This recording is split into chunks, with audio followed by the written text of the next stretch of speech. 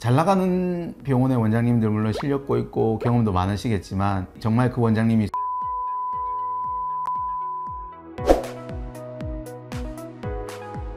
안녕하세요. 더 아름다운 성형외과 원장 진의상입니다. 오늘은 첫 쌍수 망하지 않는 꿀팁에 대해서 여러 가지를 말씀드리도록 하겠습니다. 원장님, 첫 쌍수를 하려고 해요.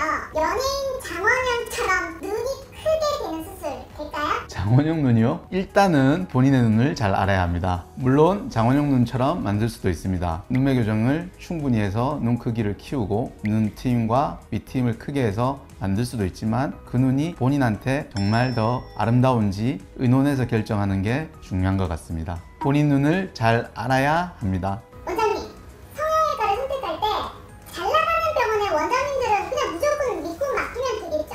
쉽지 않은 질문인데요. 잘 나가는 병원의 원장님들 물론 실력고 있고 경험도 많으시겠지만 정말 그 원장님이 수술부터 후관리, 상담 모든 것들을 진행하는지 본인이 직접 수술하는지 그분들이 그 분야가 전문 분야인지 정확하게 확인하고 진행하는 게 좀 더 안전하다는 생각을 가지고 있습니다.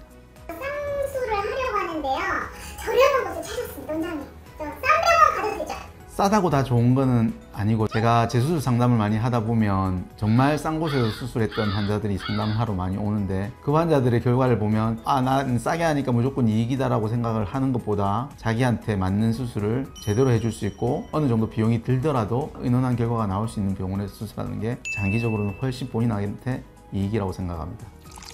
네, 재수술은 처음 수술보다 훨씬 비용이 비싸질 수밖에 없습니다. 제가 만약에 요리사인 경우인데 처음 신선한 재료로 요리를 하는 경우와 재료 상태가 별로인 상태에서 맛있는 요리를 만드는 경우는 실력의 차이가 매우 필요합니다. 그런 요리가 훨씬 어렵기 때문에 재수술도 훨씬 어려운 경우가 많을 뿐더러 시간과 에너지가 더 많이 들어가므로 수술 비용도 더 비쌀 수밖에 없다고 생각을 합니다. 원장님, 상담하러 가려는데 사실 저는 무조건 장원영 눈! 이렇게 이제 좀 고집을 피우고 싶거든요.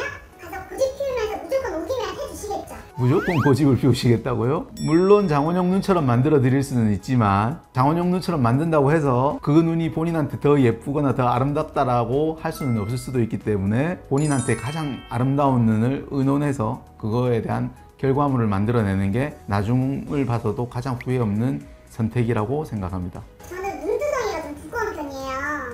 그래서 너무 싫은데 절개하면 너무 아플까봐 못할 것 같고 그래서 무조건 저는 비절개로 하고 싶은데 될까요? 두꺼운 눈이라도 비절개로 수술을 할 수 있는 경우도 많이 있습니다. 그런데 저의 오랜 경험상 여러 가지들을 살펴봤을 때 피부가 많이 두껍고 지방이 많은 환자가 비절개를 해서 재수술을 하러 저희 병원에 오는 케이스가 많은 걸로 봐서는 비절개로 수술하는 것보다 통증이 조금 더 있을 수는 있지만 장기적으로 더 안전하고 확실한 절개로 눈매 교정을 하는 게 본인한테 훨씬 더 도움이 되리라 생각됩니다. 무조건 비절개로 하는 것은 안 좋다.